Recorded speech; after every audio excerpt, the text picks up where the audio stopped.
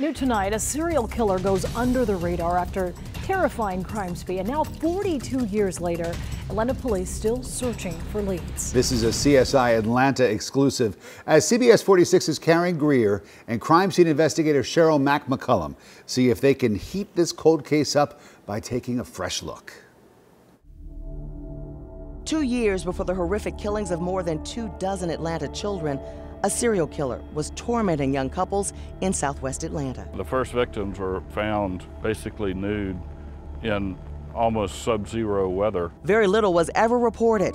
Police intentionally leaving the media in the dark, says former Atlanta Journal-Constitution reporter Ken Willis. If they talked about it, they would create a public panic. Dubbed the Lovers Lane murders, 3 black couples were gunned down over a 3-month period inside their cars at 2 Atlanta parks. Then the killing stopped.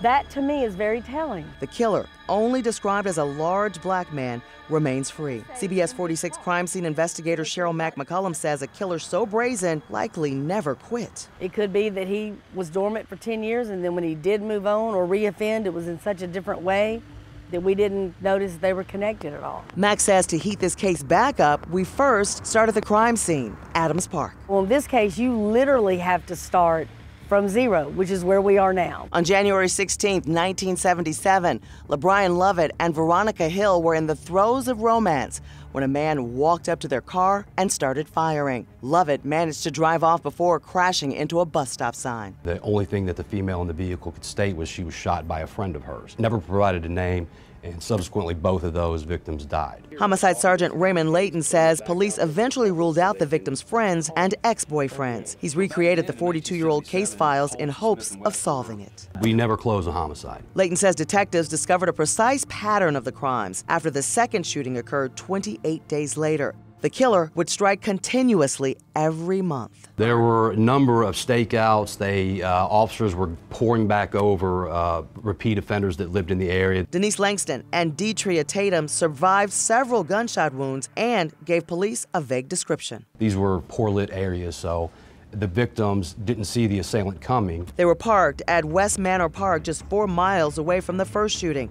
Ballistic testing linked the killer to all 3 shootings. We know that the weapon was used was a .38 caliber Colt pistol. A month later, Diane Collins and her fiancé were next when the killer returned to Adams Park.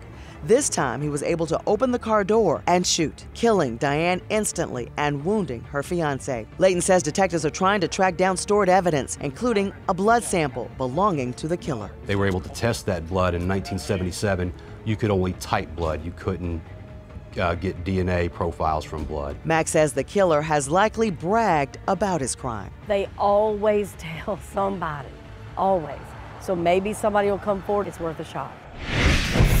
We're following up with police to find out if they've been able to locate any evidence. If you have any tips that can help solve this case, please call Atlanta Crime Stoppers at 404-577-TIPS. You can remain anonymous. For CSI Atlanta, I'm KARYN GREER, CBS 46 News.